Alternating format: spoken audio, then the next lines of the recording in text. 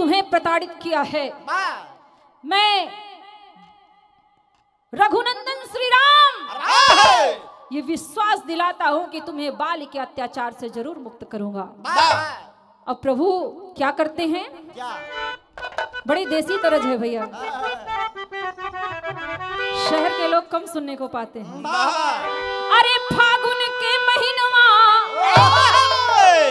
उड़े गर्दी हो मोरी जी मोरी देहिया भइल बापी यार हर दी रे मोरी देहिया भइल बापी यार हर दी मोरी देहिया भइल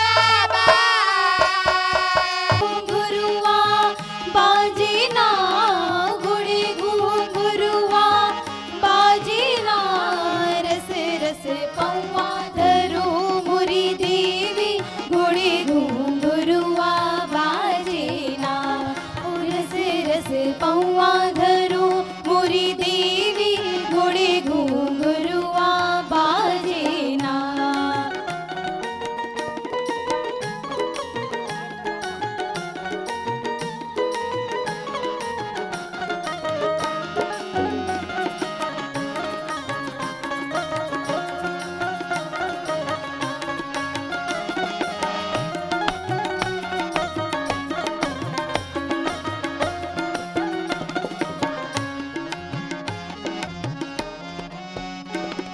बारे बारे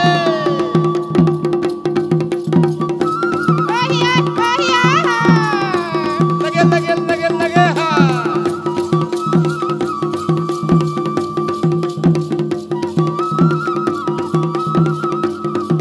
झुलई चनन झुलनवा पवनवा चवर डोलावैना मैया झुलई चनन झुलनवा पवनवा चवर डोलावैना चवर डोलावै मैया के झुलावै चवर डोलावै ना मोरी मैया झूलई चनन झुलनवा पवनवा चवर डोलावै ना मैया झूलई चनन झुलनवा पवनवा चवर डोला